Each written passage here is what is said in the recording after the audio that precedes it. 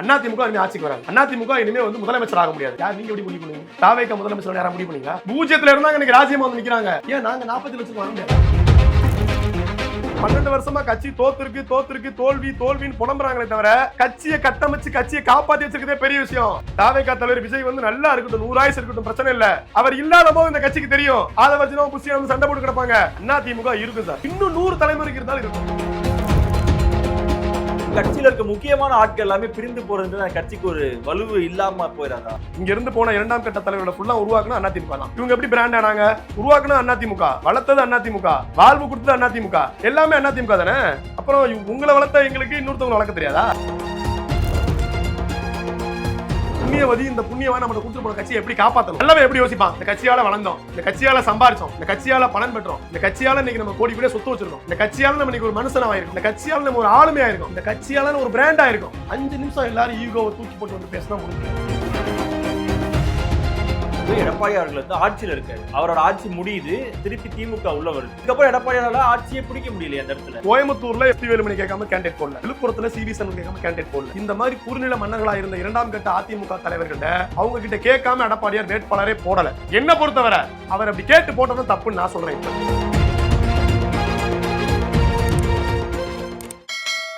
Arrows நேயர்களுக்கு வணக்கம், நான் உங்கள் அஜித். ஸோ இன்னைக்கு நம்ம கூட யார் இருந்திருக்கேன் பார்த்தீங்கன்னா, சவுத் சைடில் கொஞ்சம் பரிசீலனை பண்ணவர், ராம்நாடு மாவட்டம் மாணவர் அணி மாவட்ட தலைவர் SN முத்துக்குமார் MKR அவர்கள் தான் இன்னைக்கு நம்ம கூட இருந்திருக்காங்க. வணக்கம்.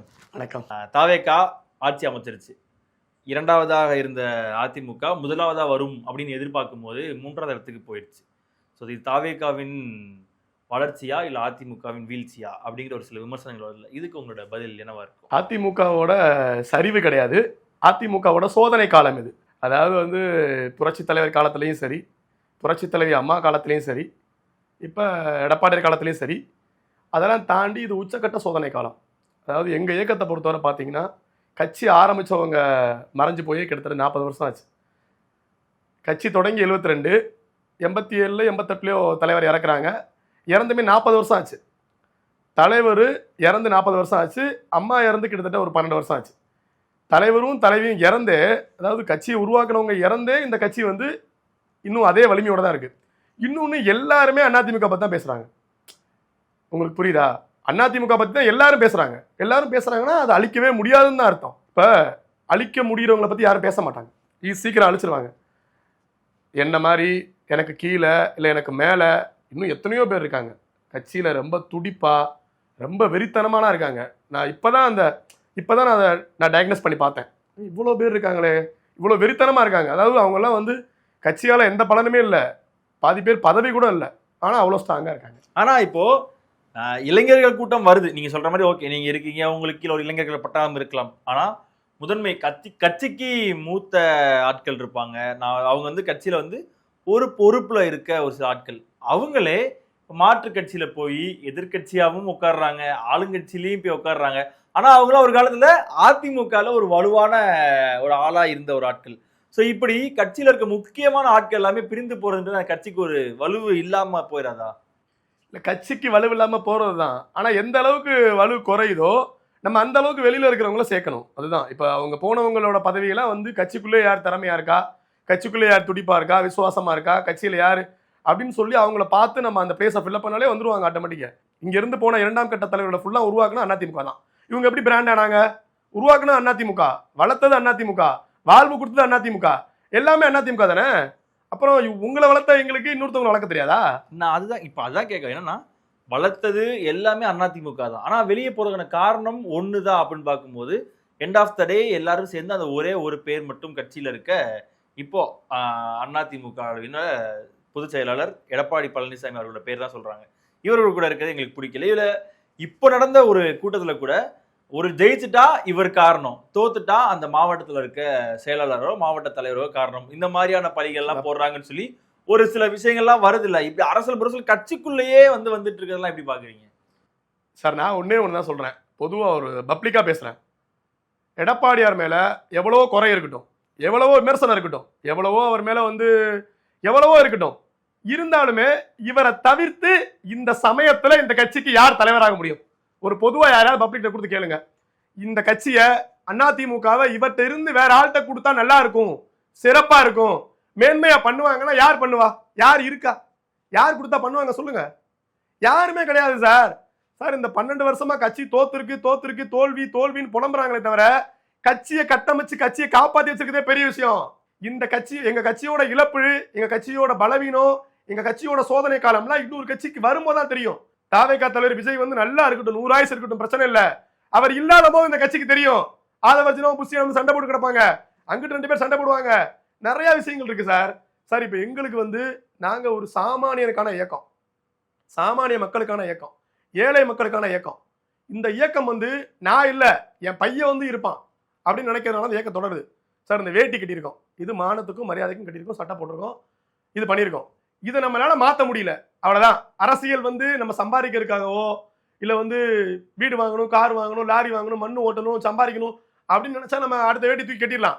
போதும், ஏத்து கட்டிக்கிட்டாச்சு. கடைசி வரைக்கும் நெளிவோ சுழிவோ வாழ்வோ வீழ்வோ இங்கதான் இருக்கணும். இது ஒன்றும் ஐடி கம்பெனி கிடையாது ப்ரொமோஷன் கிடைச்சு போறதுக்கு. இங்க வந்து வளர்ந்துட்டு அங்கே வந்து போறது, அங்கே போய் சம்பாதிக்கிறது, அங்கே போய் 2 பேரை குறைச்சு பேசினா, 2 பேரை உருவை கேலி பண்ணா, இங்க வந்து நம்மளை வளர்த்துக்குறாங்க கேட்டுக்கிறாங்க. அதுக்கெல்லாம் நோ வே சார். அதிமுக இருக்கும் சார், இன்னும் இருக்கும், இன்னும் 100 தலைமுறைக்கு இருந்தாலும் இருக்கும், அழிக்கவே முடியாது. இது நான் வந்து இந்த மீடியாக்காக பேசுறது சார். எவ்வளவு பேர் அழிப்பாங்க? இப்ப எவ்வளவு பேர் போயிருக்காங்க? ஒரு 1000 பேர் போயிருப்பாங்களா? லட்சம் பேர் போயிருப்பாங்களா? 1.5 கோடி பேர் ஓட்டு போட்டிருக்காங்களே, அவங்கள என்ன முட்டாளா சார்? விஜய் வந்தது தெரியும், விஜய் சார் வந்தது தெரியும், திமுக எதிர்ப்பலை தெரியும். ஆக்சுவலா திமுக எதிர்ப்பலைய முழுசா அறுவடை பண்ண வேண்டிய ஒரே ஒரு இயக்கம் அதிமுக மட்டும்தான். விஜய் சார் வரலைனா அதிமுக ஜெயிக்குது சார் 200 இடத்துல. நம்புறீங்களா இல்லையா? இது உண்மையா இல்லையா? அதிமுக வந்து கண்டிப்பா ஜெயிச்சிருக்கணும்னா அது வந்து எதிர்க்கட்சியாக உட்கார்ந்துருக்கணும்ல. சார் விஜய் சார் பிரிச்சது ஃபுல்லா எங்க ஓட்டு? நாங்க அப்படி 2 இடத்துக்கு வர முடியும்?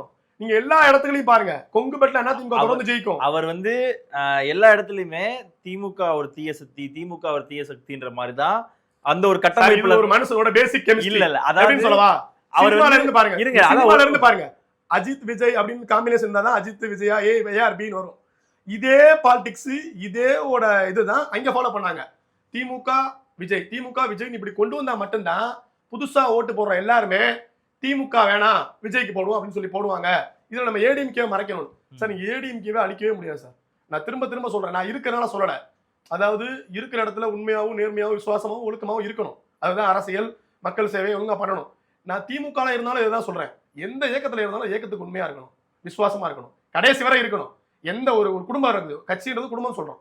ஒரு குடும்பத்துல பிரச்சனை வருது, ஏதோ நம்ம அம்மா அப்பா உடம்பு சரியா வருது, அப்பா உடம்பு சரியில்லாம இருக்காரு, பக்கத்து வீட்டுக்காரங்க ரொம்ப கோடி சொன்னாயிடுறாங்க, பெரிய பக்கத்து வீட்டு அம்மா திடீர்னு கலெக்டர் ஆயிடுறாங்க, ஏதோ ஆயிடுறாங்க, மாறி போயிருவீங்களா?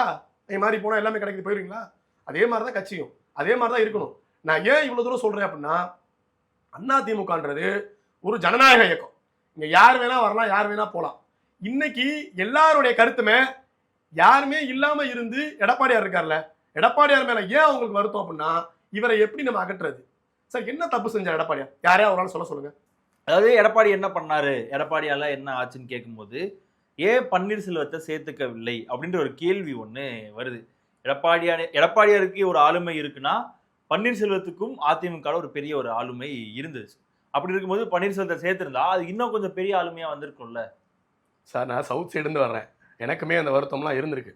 அவர் நிறைய தப்பு பண்ணாரு. இந்த செக்ரட்டரியேட் நம்ம அம்மா வணங்கின கோயில் மாதிரி இருந்த கழக தலைமைச் செயலகத்தை உடைச்சாங்க, இந்த மாதிரி வருத்தங்கள்லாம் இருந்துச்சு. அவர் நிறையா வந்து கடைசி நேரத்தில் வந்து என்னை சேர்த்துக்குங்கலாம் சொன்னார். சேர்த்துருந்தா கொஞ்சம் சவுத் சைடு கொஞ்சம் ஓட் பேங்க் வந்திருக்கும், சின்னமாவை சேர்த்துருந்தா கொஞ்சம் ஓட் பேங்க் வந்திருக்கும். அதுவும் கொஞ்சம் நம்ம ஒரு சீட்டு, ஒரு 5 சீட்டு 10 சீட்டு ஜெயிக்கிறது கூடுதலாக இருந்திருக்கும். அதெல்லாம் வருத்தங்கள் இருக்கு. ஆனால் அதையவே காரணம் காட்டி இவர் சரியில்லைன்னா அவங்க கூட இப்போ தாவேகாவுக்கு போனவங்க எல்லாமே இதை அப்பயே சொல்லிருக்கலாமே, ஸ்ட்ராங்கா நின்றுக்கலாமே சார். இப்போ சொல்றாங்கல்ல எல்லாரும் ஸ்ட்ராங்கா நின்று அசால்ட்டா எடுத்து பேசுறாங்க பேட்டியில. இப்ப நீங்க அதே மாதிரி இப்ப இதே ஸ்டாண்ட் எடுத்து அப்ப நின்று நீங்க ஸ்ட்ராங்கா பேசியிருந்தீங்கன்னா எல்லாமே நடந்திருக்கும்ல. அப்போ இப்ப நீங்க உங்க சுயநலமா யோசிக்கிறீங்களா? எப்ப சொல்றீங்க? அப்போனா தேர்தலுக்கு முன்னாடி இதே மாதிரி தனியா பிரஸ் மீட் போட்டு நீங்க பேசிக்கலாம்ல. இப்ப நீங்க ஒரு புதுசா ஒரு கவர்மெண்ட் வந்தோன்னா அந்த கவர்மெண்ட்ல போய் ஒட்டிக்கிறதுக்கு மட்டும் இப்ப பேசுறீங்கல்ல, இது உங்க சுயநலம் தானே. யார சொல்றீங்க புதுசா கவர்மெண்ட்ல? எல்லாருமே தான் பேசுறாங்க. எஸ்பி வேலுமணியா இருக்கட்டும், சிபி சண்முகமா இருக்கட்டும், நத்தம் விஸ்வநாதனா இருக்கட்டும், கேபி அன்பழகன் எல்லாரும் பேசுறாங்கல்ல, அப்ப பேசிக்கலாம்ல. இல்ல அதாவது என்னன்னா கட்சியில இருந்து விலகி போறாங்க, ஆனா அவங்கள வந்து கூப்பிடாம திருப்பி இல்ல பரவாயில்ல இருக்க ஆட்களை வச்சு பாத்துக்கலான்ற மாதிரி திருப்பி அந்த கட்சியை வந்து வழிநடத்துங்கிறது பின்னாடி இருக்க ஆட்களுக்குலாம் ஒரு சந்தேகம் வந்து வரும்ல. ஓகே, நாளைக்கு நம்மளோட இடம் வந்து நிரந்தரமா இருக்குமா? இந்த ஆட்கள் எல்லாருமே அம்மா இருக்கும்போதோ இந்த ஜெயலலிதா அவர்கள் இருக்கும்போதோ இல்ல எம்ஜிஆர் அவர்கள் இருக்கும்போதோ வெளியே போகல. எல்லாரும் அந்த கட்சியிலே இருந்தாங்க. அது ஒரு பெரிய கட்டமைப்பா இருந்துச்சு. அதை உடைக்கிறது ரொம்ப கஷ்டமா இருந்துச்சு. அம்மா வந்து போனதுக்கு பிறகு எடப்பாடி அவர்கள் வந்து ஆட்சியில இருக்காரு. அவரோட ஆட்சி முடியுது. திருப்பி திமுக உள்ள வருது. இதுக்கப்புறம் எடப்பாடியால ஆட்சியே பிடிக்க முடியலையே அந்த இடத்துல. அம்மாவோட ஆளுமை எப்படி ஜென்ரேட் ஆச்சு உங்களுக்கு தெரியும்ல, படிச்சிருக்கீங்கல்ல, எவ்வளவு கஷ்டப்பட்டாங்க, எவ்வளவு அவமானப்பட்டாங்க, எவ்வளவு வழிகளை தாங்கினாங்க, தாங்கி தானே வந்தாங்க, ஆளுமையானாங்க. அதே மாதிரி இவர் வந்துட்டார்ல, வந்த பிறகுதானே நீங்க பொறுத்து தானே எலெக்ஷன் பண்ணீங்க. சார் கோயம்புத்தூர்ல இவர் கேட்காம எஸ்பி வேலுமணி கேட்காம கேண்டிடேட் போடல, விழுப்புரத்துல சிவி சண்முகம் கேட்காம கேண்டிடேட் போடல, அதே மாதிரி கேபி அன்பழகன், அதே மாதிரி நத்தம் விஸ்வநாதன், இதே மாதிரி விஜயபாஸ்கர், இந்த மாதிரி குறுநில மன்னர்களா இருந்த இரண்டாம் கட்ட அதிமுக தலைவர்கள அவங்க கிட்ட கேட்காம எடப்பாடியார் வேட்பாளரே போடல. அவங்க கிட்ட கேட்டுதான் போட்டாரு. என்ன பொறுத்தவரை அவர் அப்படி கேட்டு போட்டதான் தப்புன்னு நான் சொல்றேன். இப்ப சொல்றேன். அதே அம்மாவா இருந்தா அப்ப கேட்டு போட்டுக்க மாட்டாங்க. நான் நிப்பாட்டுறேன், ஜெயிக்க வச்சு கொண்டு வான்னு இருப்பாங்க. அது மட்டும்தான் மிஸ்டேக் நினைக்கிறேன். ஏன்னா நம்ம கூட சம பீரியட்ல இருந்த லீடர்ஸ் இவங்கலாம், நம்ம இன்னைக்கு அவங்க லீடரா வந்துட்டோம், நம்ம கொஞ்சம் பொறுமையா அனுசரிச்சு போகணும்னு அனுசரிச்சு தான் போனார். அனுசரிச்சு போனாங்களா நீ உட்காந்துருக்காரு. சார் ஒன்றும் இல்லை, தாவேகா கவர்மெண்ட் மெஜாரிட்டி இருக்க சட்டசபை நடந்துச்சு, உட்காந்துருந்தார்ல, இவங்க அதே கட்சியில ஜெயிச்சாங்க. அவங்களுக்கு தான் போய் பிரச்சாரம் பண்ணாங்க. எவ்வளோ வழிகளை ஏற்படுத்துற மாதிரி அவங்க பிஹேவ் பண்ணாங்க. அதை மட்டும் சொல்லுங்க. அந்த வழி தாங்க முடியுமா? இப்போ நீங்க இந்த ஆஃபீஸில் வேலை பார்க்குறீங்க, இந்த சேனலில் வேலை பார்க்குறீங்க, இப்போ எப்படி இங்கே இருந்துட்டு வேற பக்கத்து ஆஃபீஸுக்கு போய் சப்போர்ட் பண்ணுவீங்க? இது எப்படி நான் சரின்னு சொல்ல முடியும்? எப்படி சொல்ல முடியும்? கேட்டால் அம்மா மாதிரி அவர் பண்ணுறாரு, எம்ஜிஆர் மாதிரி பண்ணுறாருன்னா அது எப்படி எல்லாமே அம்மா வர முடியுமா? எல்லாருமே எம்ஜிஆர் ஆக முடியுமா? கரெக்ட். இந்த ஆஃபீஸில் நீங்கள் சாப்பிட்றீங்க, இந்த ஆஃபீஸில் உங்களுக்கு சம்பளம் கிடைக்குது, இந்த ஆஃபீஸில் தான் அஜித்ன்றவர் அடையாளம் கட்டப்படுறாரு. அப்புறம் எப்படி அஜித் போய் அங்கிருந்து பேசுவார்? இது எப்படி நியாயம்? சரி, அப்படி இருக்கும்போது இன்னைக்கு எடப்பாடியார் மேல அனுசரிக்கல, எங்களை சேர்க்கல, எங்களை வந்து மதிக்க மாட்டாரு, வைக்க மாட்டாரு, கண்டுக்கிற மாட்டாரு அப்படின்னு சொல்றீங்கல்ல, இது நாளைக்கு நீங்க தலைவரா வரும்போது இதே மாதிரி நான் பண்ணனா உங்களுக்கு வலிக்கும்ல. இன்னொரு விமர்சனங்களும் வரும். என்னன்னா திமுக அதாவது ஒரு மாதிரி ஒரு வரிசையா ஒன்று வருவாங்க. கலைஞர், அதுக்கப்புறம் ஸ்டாலின், உதயநிதி ஸ்டாலின், அதுக்கப்புறம் யார் வரப்போறான்ற வரைக்கும் நமக்கு தெரியும். ஒரு பக்கம் இந்த ஒரு கட்டமைப்பை அதிமுகவால பண்ணலை. இந்த பண்ணாதனாலதான் இது இவ்வளவு பெரிய சரிவு வந்து. இதனாலதான் இந்த இயக்கம் இன்ன வரைக்கும் இருக்கு. அது பண்ணாதனாலதான் இருக்கு. எடப்பாடியாருக்கு அப்புறம் எடப்பாடியார் பையெல்லாம் வர மாட்டாரு, வேற யாரோ ஒரு ஆள் வருவாங்க. ஒரு யங்ஸ்டரோ இல்ல யாரோ யாரு யங்ஸ்டர் வளர்ந்து வர்ற அவர் நம்ம திண்டுக்கல் அண்ணன் பரமசிவமா யாரோ ஒரு ஆள், நான் அவரை டயக்னோஸ் பண்றேன். அதுக்கடுத்து இப்ப நான் விஜயபாஸ்கர் நினைச்சேன், அவர் போயிட்டாரு. அவர் எஸ்பி வேலுமணி நினைச்சேன், அவரும் போயிட்டா, அவரும் கொஞ்சம் ஆஸ்லேஷனா இருக்காரு. இந்த மாதிரி நான் நினைச்ச நபர்கள் யாரோ ஒரு ஆள் வரலாம். புரியுதா? அதுதான் ஜனநாயக இயக்கம். இது திமுகலையும் வர முடியாது, தாவேக்கால வர முடியாது. ஏன் தாவேக்கால போய் ஒரு சாதாரண வர முடியுமா? சொல்லுங்க, வர முடியுமா? வரவே முடியாது. சீட்டு வேணா விஜய் சார் இருக்கிற வரைக்கும் கொடுத்து எம்எல்ஏ ஆக்கிருக்கலாம்.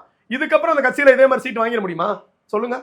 விஜய் சாருக்கு அப்புறம் தாவேக்கான்றது ஒரு கேள்விக்குறியா தான் இருக்கும். அப்போ சார் விஜய் சாருக்கு அப்புறம் தாவேக்கான்றது விஜய் சாருக்காக விழுந்த ஓட்டு தான். விஜய் சாருக்காக விழுந்த ஓட்டு மட்டுமே தவிர தாவேக்கா ஒரு கட்சி, தாவேக்கா ஒரு கொள்கை, தாவேக்காவோட அந்த இதெல்லாம் இல்லை. அந்த ஒரே ஒரு ஃபேஸ் தான். அந்த ஃபேஸை சினிமாவில் பார்த்துருக்காங்க. சினிமாவில் பார்த்த ரியல் ஃபேஸ் வந்து உண்மையிலே வந்து ரியல் வாழ்க்கையிலும் இருக்குன்னு நினச்சி போட்டாங்க. அது இனிமேல் எப்படி இருக்குன்னு சொல்லி மக்களுக்கு இனிமேல் தெரியும். அப்போ தான் 100 நாள் ஆயிருக்கு தெரியும். தொடர்ந்து திமுக வந்து 2 தடவை ஆட்சி அமைச்சதே கிடையாது. திமுக வந்துச்சுன்னா அடுத்து அண்ணா திமுக தான் வரப்போகுது. நாங்க அமைச்சிருக்கோம். அண்ணா திமுக அமைச்சிருக்கு, ஆனா திமுக இது வரைக்கும் அமைச்சதே கிடையாதுன்றப்போ இந்த தடவை அண்ணா திமுக தான் வந்திருக்க வேண்டியது. ஆனா தாவேகா உள்ள வந்து மொத்த வாக்கையும் எடுத்துட்டு போயிட்டாங்கன்றப்போ சார் ஒன்றும் இல்லை. இப்போ நாங்களே பார்த்தீங்கன்னா 53 ஜெயிச்சிருக்கோம்ல, கிட்டத்தட்ட ஒரு 38 தொகுதி பார்த்தீங்கன்னா 1000 2000 ஓட்டுல இருப்போம். ஒரு 5000 ஓட்டுக்குள்ள வந்து 40 தொகுதி இருக்கும். வெறும் 5000 ஓட்டுக்குள்ள 40 தொகுதியில வந்து நாங்க தோத்துருக்கோம். அப்ப நாங்க இப்ப ஒரு 20 தொகுதி கூட ஜெயிச்சிருந்தா கூட நிச்சயம் தாவேக்காவும் அண்ணா திமுகவும் ஆட்சி அமைச்சிருக்கோம். இப்ப நான் விஜய் சார் வந்து ஒரு 90 சீட்டு, நாங்க ஒரு 70 சீட்டு இருந்தா கண்டிப்பா நாங்க சேர்ந்திருப்போம். சேர்ந்து ஆட்சி அமைச்சிருப்போம். சேர்ந்து ஆட்சி அமைக்க தான் வேணும். ஏன்னா ஜனாதிபதி ஆட்சி வந்துடும் அந்த மாதிரி சூழல்ல. அதனால வந்து எங்களுக்கு அதனால கான்ட்ரவர்சியே கிடையாது சார். அதனால எங்களுக்கு எதுவுமே கிடையாது. எங்களுக்கு என்னன்னா யார் வந்தாலும் மக்களுக்கு நல்லது பண்ணணும், அவ்வளவுதான். நாங்க என்னைக்குமே மக்கள் பக்கம் நிற்போம், அவ்வளவுதான். இப்பன்னு இல்லை எப்பன்னு இல்லை, இந்த வேட்டி அப்படியே தான் இருக்கும், மாறாது. இது அப்படியே தான் இருக்கும், அது தொடரும். இப்போ சமீபத்துல அதிமுக இருந்து ஒரு சில ஆட்கள் எல்லாமே போய் தாவேக்கால போய் இணையறாங்கன்றப்போ அவங்க தனியா போகாம ஒரு கூட்டத்தோட போயிருப்பாங்க. அது எதுக்கா இருக்கும்? அதான் தாவேக்கால இருக்கிற நண்பர்களுக்கு விஜய் சாரை பார்த்து பார்த்து பழக்கப்பட்டு தேட்டருக்கு போய் படம் பார்த்து ஏதோ அவங்களால முடிஞ்ச மக்கள் சேவையை செஞ்சிருப்பாங்க அவங்கவுங்க பகுதிகளில். ஓகே, அவங்களுக்கு அரசியல் தெரியாது. இவங்க போனா என்ன சம்பாதிக்கலாம், எப்படி சம்பாதிக்கலாம், என்ன செய்யலாம், என்ன பண்ணலாம்னு சொல்லி இங்க போய் அங்கே போய் இது பண்றது கல்டா பண்றது. வேற எதுக்கு போறாங்க? அரசியல் ஒரு மக்கள் சேவை, அரசியல் ஒரு மக்கள் பணி, அரசியல் ஒரு மக்கள் நலனுக்கானது. அதை நீ இங்க இருந்தே பண்ணலாமே, அங்கிருந்தே பண்ண போறீங்க. ஏதாவது டிரான்ஸ்ஃபர் வாங்கிக்கலாம், ஏதாவது ரெண்ட் போட்டுக்கலாம், ஏதாவது அப்படியே குவாரி எடுத்துக்கலாம், சம்பாதிச்சுக்கலாம். அதான் வேலை. அப்படி நினைச்சவங்க ஏன் இப்ப கடந்த தேர்தல்ல திமுகக்கு போகாம இந்த தேர்தல்ல தாவேக்காக்கு போறாங்க? சார் பொதுவாகவே அதிமுக காரவங்க உண்மையான ரத்தம் ஓடுறவங்க 95% 99% வந்து திமுக போக மாட்டாங்க ம். எனக்கு தெரிஞ்சு. ஆனா இந்த புரட்சி தலைவர் எம்ஜிஆரையும் ஆனா அப்படி இருக்கும்போது புரட்சி இந்த தலைவர் தேர்தல்ல அம்மாவின் நேசவங்க போக மாட்டாங்க. கூட்டணி வைக்கலான்ற பேச்சு வரைக்கும் போச்சாமே. கூட்டணி வைக்கலான்ற பேச்சு ஓடிச்சா உள்ள நம்ம பார்க்கல, திரைமறைவில் சொல்றாங்க. ஒருவேளை வந்து இந்த நம்ம சீட்லாம் கொஞ்சம் கன்ஃபியூஸ் ஆச்சுல, அப்போ ஒரு சில கமெண்ட்ஸ் வந்திருக்கலாம்.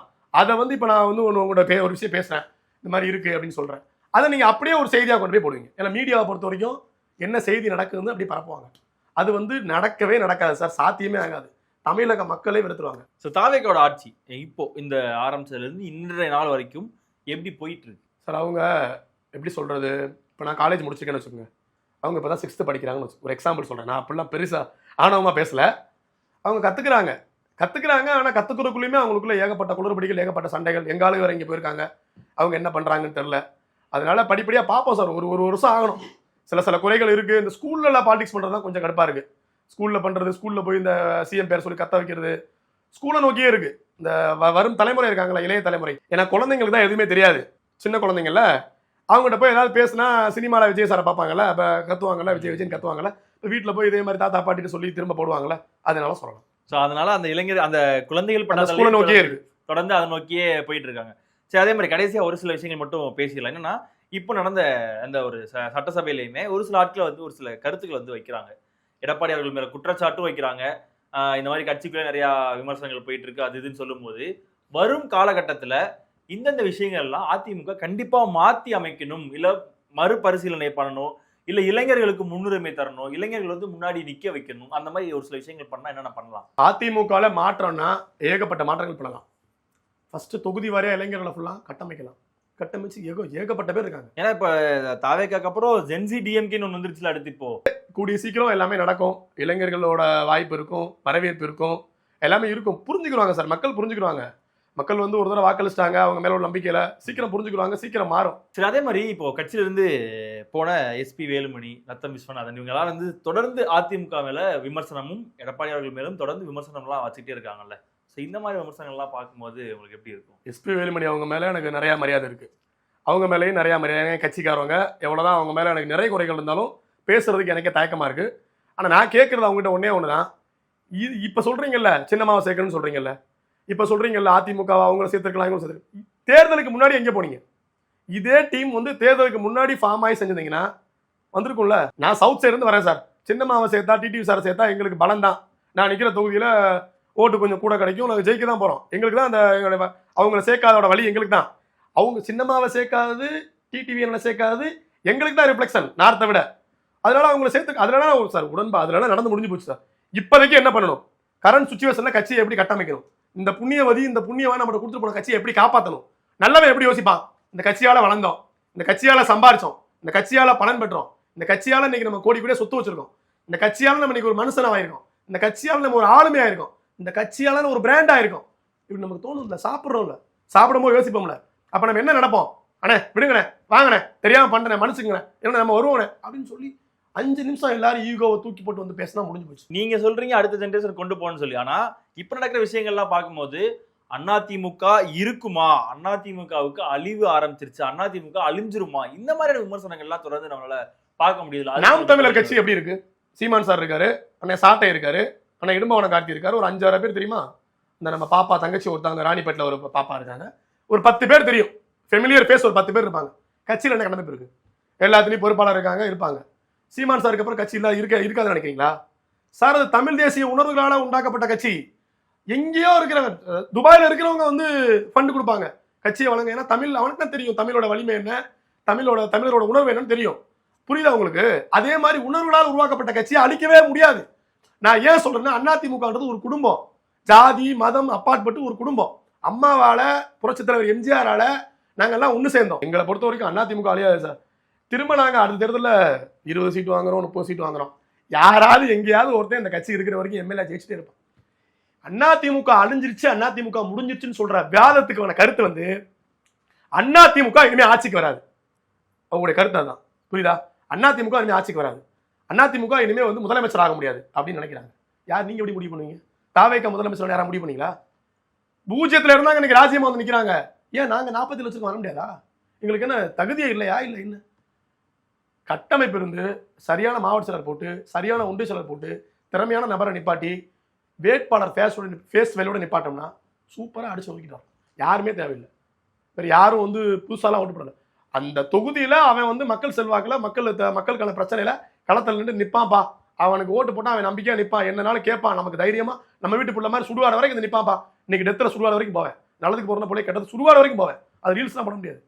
அது வரைக்கும் போவேன். சுடுகாடு வரைக்கும் நின்று யாராக இருக்கட்டும் நிற்பேன். அந்த மாதிரி நிற்பான். நல்லது பிரச்சனை, மக்கள் பிரச்சனை நிற்பான். நமக்கு ஒரு பிரச்சனைனா போய் எப்பயுமே பார்க்கலாம், சீக்கிரம் பார்க்கலாம், எளிமையாக இருப்பான். எங்கே பார்த்தாலும் பேசுவான், இறங்கி ஒரு அன்பு இருக்குன்னு நினைக்கிறோம் தலைவனாகிறான். இல்லைன்னா தவிர தான். ஓகே, நிறைய விஷயங்கள் ஷேர் பண்ணீங்க, நிறைய சொன்னீங்க. ரொம்ப நன்றி. நன்றி.